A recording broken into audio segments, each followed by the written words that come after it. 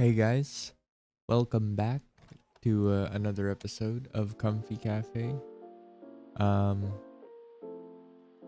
for today, it's just me again. We're actually just me and Jess did get on call earlier to record something. However, that something was not this podcast. It was something else, something special. Although to be honest, I'm having second thoughts if we're actually gonna release that. I mean, we've already mentioned it before, but it is the Valentines special. I realize it'll take a lot more time to complete, and even if I could like snap my fingers right now and have it all finished, I don't even know if it'll be good.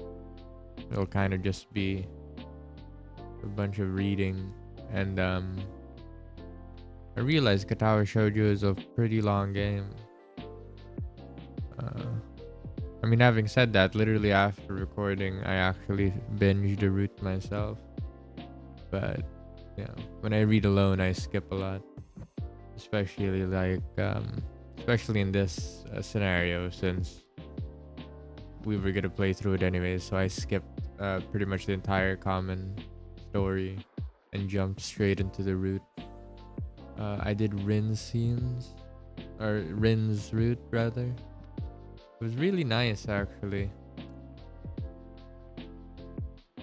For some reason, it felt incomplete, but in the same time, it felt satisfying enough, right?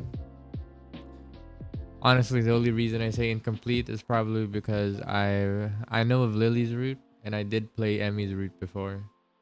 And I know those ones do delve into Kisao's heart problem. Wherein with Rin's route, I feel like we didn't have any time for that. It was pretty much all about Rin, which wasn't a bad thing at all. It's pretty, very nice. Yeah. I will say I'm a bit surprised. I did. I surprised how much they stuck true to her character and really grounded it into the real world, because the impression of Rin is kind of like an aloof, chill character. It's pretty fun, pretty nice. But then you eventually get hit with the reality that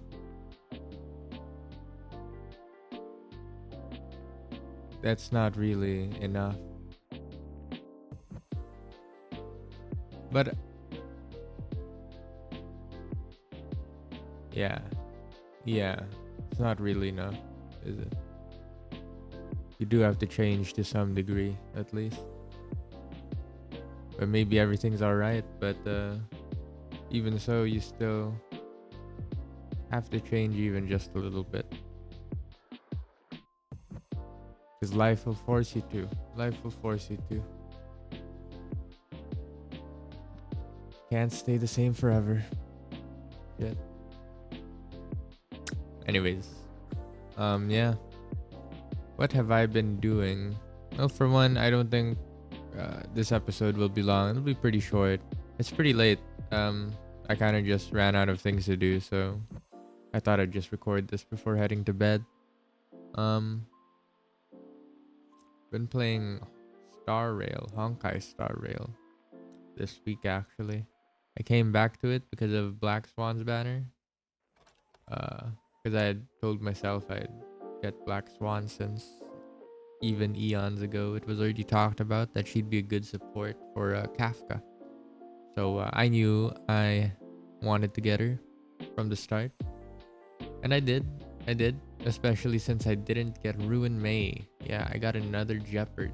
So I was in pity anyways. So I was surely gonna get her. I hope I have enough for Akron though. I really like Akron. Plus she's very involved with the with the main character, it seems. So that's a plus. I don't know why the MC has so much to do with mommies.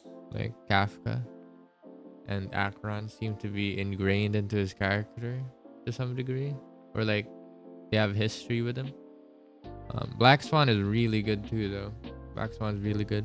Also, Sparkle from this latest update is really good as a character. Although I remember seeing her gameplay footage, I didn't really like her kit, so I didn't really think of rolling for her. Not that I could afford to do so, anyways. But yeah. Hanakani itself, I think I just really enjoyed. It reminds me of the best parts of, for some reason, Mass Effect. Kind of like the vibe of the world of Hanakani. Um, Also like Atomic Heart, like Bioshock, which yeah, kind of like the dystopia, utopia sort of vibe. It's really cool. I really love that sort of setting. The story itself was nice. You know, the last scene that for this update of Firefly, who's a introduced character, the last scene in the storyline that's currently out of her, it wasn't. I feel like it was very unemotional, you know, or at least it didn't feel as strong as the rest of her character in like the beginning of the story, like the first half of the story, which I really loved. Also because the setting wherein you spend time with her was really cool. I really love that place. It's like I don't want to spoil it, but it's a really cool looking place. I really love the sun, you know. Let me just drop that. If you know, you know. It was a really beautiful scene. Yeah.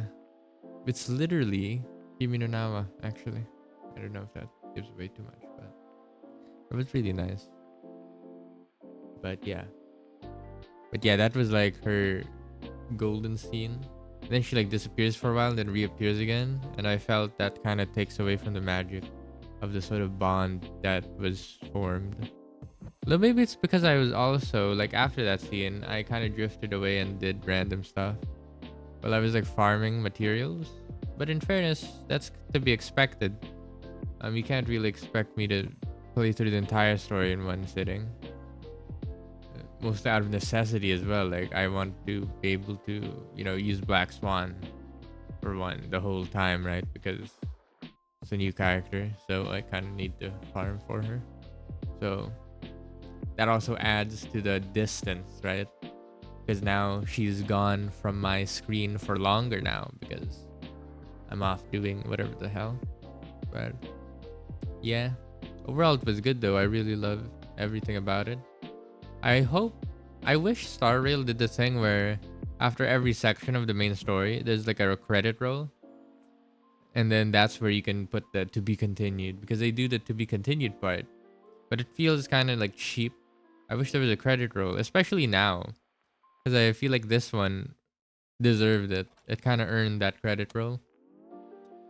Wherein the last ones kind of just felt standard MiHoYo fare. Although the first story in like you know, that place was actually really good as well. I'd also deserved the credit roll actually. But it's just that things kind of slowed down in the yeah, you know what I mean. Slowed down there, to be honest. The only thing that was keeping me interested there was really Kafka's involvement in that story arc. But besides that, I didn't really give a crap, honestly. Particularly because of characters, I guess. Like one of the, besides Kafka, I'd say the best character that came out from that story is Jing Liu. Particularly as a playable character, right? Because as an actual character, she was barely involved in the story. I know there's a companion quest, but I haven't played that, so... And I don't know if that's like, you're gonna fucking put it on me, like, oh, we don't do the character quest. It's like, you know, Black Swan's heavily involved in the main storyline of this one. I get you can't do that for every character, but it is what it is, I guess. But anyways, I'm just happy with Penacony right now. Star Rail's great. Um, yeah.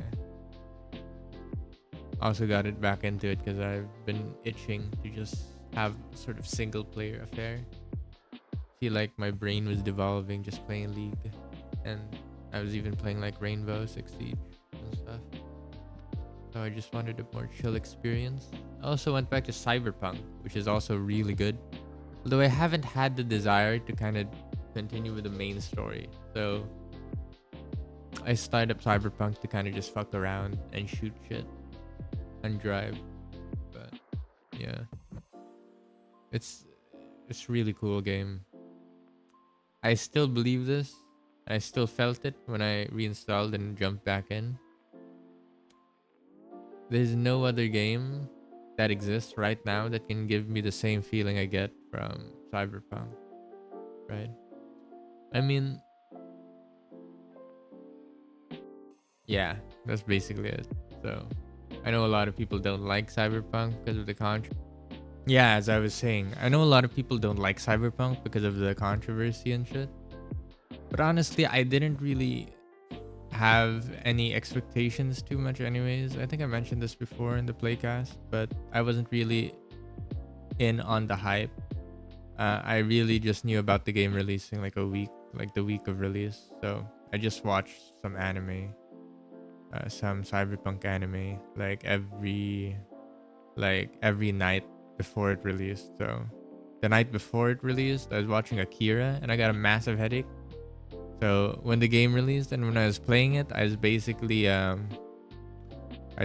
just binging the game, and I loved it actually. There was really just one part where I stopped in Woodsman's office. If you know, you know. There's a bug there where you couldn't progress. I had to reload. But besides that, mostly a bug-free experience, to be honest. And yeah, the only thing that really disappointed me was that there wasn't any like adult establishment, right, where one could spend their money. But besides that, I was kind of happy with the game, to be honest. Yeah, so I don't regret it. It's a nice game. Yeah, but yeah, it was good. To this day, I think there's no other game that can replicate the feeling, like the sort of immersive feeling of the world. I don't want to say immersive because people say, "Oh, but there's nothing immersive about the game." Dude, it's all about the looks, isn't it? Honestly, like people say they want more from this game, that game, whatever the hell. As long as I'm looking at a good picture, I'm there, man. I'm there, and all that matters, to be honest. I mean, the story is still as good as any CDPR fucking thing, so doesn't hurt as well. Yeah. Besides that, what else have I been doing? Oh, Honkai Star Rail. Did I mention that already? Holy shit. I think I did. Let me check this out actually.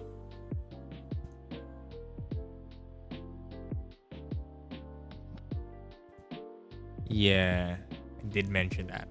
I actually rewatched the recording because what happened is why I stopped.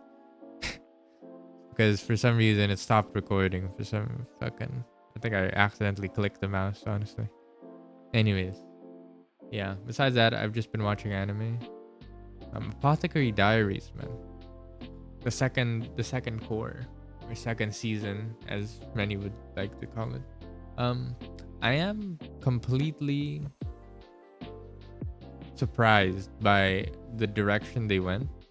Like before the second part released, I actually saw YouTube shorts teasing like what would happen. Like, oh, Detective Mao Mao will do this, that, and Lakan will be introduced. Ooh, who's this? So I got a vague idea, and so I had an idea on what would happen, right? I thought it would kind of just be more of what season 1 was. But this is like much better, honestly. They like actually delve deep into these characters. Kind of reflective of how the OP is more from Junshi's point of view, Jinshi's point of view. So I feel like we also try to dig deeper into Jinshi as a character. which I really appreciate. And I realize is why I like this anime so much. It's like one of the best, honestly. Is because no character is cheap. I feel like every character is kind of explored in some way, right? Not just Mao Mao. I mean, Mao Mao, of course, as well, is also explored, but I'm never unhappy when any character, even a villain, well, I mean, there hasn't really been a villain character, kinda. But even like any characters on screen, there's a reason why I'll enjoy seeing them on screen, right? So that's nice. Yeah. So I actually, yeah, the main thing that surprised me was this thing about Lakan. Actually, I was kind of touching upon, but I thought he would be a certain way. I thought this would be a much kinder story, essentially. Right? I don't want to delve into spoiler. If you know, you know. But I didn't think that they would go this route with Mao Mao's backstory. Slight spoiler. Skip 20 seconds ahead if you don't want to hear this. Like, or like 15 seconds more like. So count 3, 2, 1. But I didn't think Lakan would have this sort of bad connection to Mao Mao's past. I thought it would be like he simply had a crush or relationship with Mao Mao's mom. And so seeing Mao Mao again, I thought he'd be like, oh shit, my memory's coming back. Or like, you know, nostalgic or like happy. Okay, spoiler's kind of done. But it's teased in like the OP, right? In the OP, there's a little part there with Lakan. But anyways, yeah, I thought they were gonna go that route, but actually, this is a lot more gritty, almost. You know, it's a lot more drama, and I like that. I really like that. Because number one, it challenges not just us as viewers, but it challenges the characters, which in the end is what's all this about. What this is all about, right? The narrative is challenging the characters, because now we get to see Mao Mao in lights that maybe we didn't even think of seeing her, right? The latest episode at the time of this recording, she had like a pretty mean face. I actually want to see it again, honestly. And I really love how they did that scene, by the way. You know, if you know, you know. I'm not gonna like point out where it was, but like with Mao Mao's eyes and shit. I really like how they did that pseudo horror type edit. That was really nice. I really appreciate that. Even though I literally couldn't see her face or like her eyes, so I don't actually remember what it looked like. But I saw the cut and I was like, oh, that's fucking cool as fuck. Yeah. On another note, I was also watching The Saint's magic power is omnipotent. And there's like two opposite ends of the spectrum. I mean, I really enjoyed that show as well. Especially at the start, if you watch this anime, the omnipotent one, Saint's magic power is omnipotent, by the way. It does look really good at the start. And I just feel, I mean, it still looks good, but I feel the quality kind of, you know, stagnates. Or I don't think they invest a lot on action scenes, which I think is very important for the story. Because she is a healer. And I feel like it's in the action scenes is where we'll see the sort of bonds she's formed, especially with the foot soldiers, the grunts, which she forms a good bond with early on, which I feel completely disappear later on in season 1 at least. I haven't watched season 2, but like, I haven't started it, but I just finished season 1. But I feel like we put too much focus on this harem of men who are so kind of forced in our face. And I feel like the problem is there's also a bit too much of them in a way that we're not able to actually explore any of them. So now they're kind of just generic stereotypes in our face. Unlike Apothecary Diaries, right? Where, as I mentioned, we kind of delve deep into every character almost. Like even people like Gao Shun. I feel like we get snippets of their character and understand why they're there. Where in here is kind of, everything kind of just feels like a joke almost. Sounds kind of harsh, but you know, I can't really connect to any character that deeply, except for the main character. I like the main character. That being said, like her romance with like the main male love interest kind of just came out of nowhere. It's kind of like just the most basic generic thing ever, and it kind of just happens. Like, oh, they like each other. Okay, The only reason this is somewhat believable is because the girl is beautiful and the guy's also hot, I guess. But like besides that, it's like a bit out of nowhere, honestly. It's not as well founded, at least is what I would say. So I do like they gave a chance to build up or like to develop the villain characters. The red-haired guy who is mean to her, which I thought was really clever. But I mean, fact of the matter is that was one episode and it was called Interlude, which is funny because I thought it would be a boring episode. I thought, oh shit, this is it, the filler episode. It's literally an interlude. But it was like one of the more interesting episodes in the second half of the anime. It was actually like kind of meaningful. Every other thing is kind of empty, honestly. But hey, it's still nice. It's still a good watch. Which is why I watched the entirety of it. Although I don't know, in like the very last episode especially, like they were not even trying to animate the fight scenes anymore, which is kind of sucks. Like I'm already in the last episode, guys. Give me a reason to fucking watch this last fucking minute. It's pretty weird. Pretty weird. Kind of cheapens it almost. I don't know. This is the second season. I'm curious if it looks better. I'll probably drop it, honestly, if it looks bad again. Although, I mean, most of the time it looks good because most of the time there's not much going on. It's just life of life stuff. So, yeah, that's good. Generally, I've just been trying to get away from mindlessly playing an online game or surfing YouTube, you know.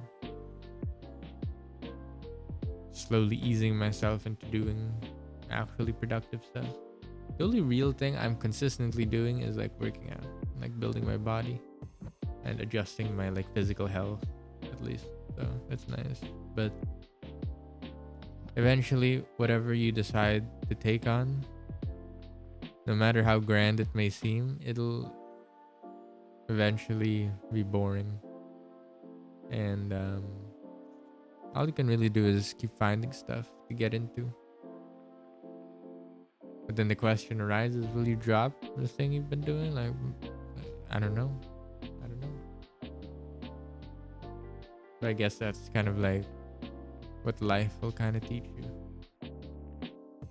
Or show you, at least. I don't know about teach, but damn. Yeah. I think that's pretty much else. That's pretty much it. The fuck else have I been doing? Yeah. That's pretty much it.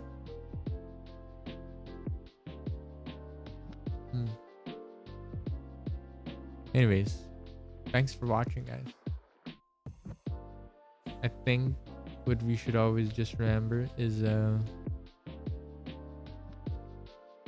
keep living. What is that thing from Rin's thing? Because I did finish her out, so I wanted oh, never mind, I can't find it. Don't be afraid to live in the present, because the present is pretty much our only proof. Trying your best in the present is our only proof to ourselves that we're living. So keep seizing it. Keep going for it. Because the present's all you got anyways. Because there's going to be many days where you can't remember the past, or you can't look forward or fathom the future. So make the most of now. Yeah. That's all I gotta say. GG. Thanks for watching, guys. I hope you have a wonderful Valentine's as well. It should be the next day by the time this episode is uploaded. So see you guys. I hope you have a wonderful day. I'm gonna go to bed. Good night. Peace.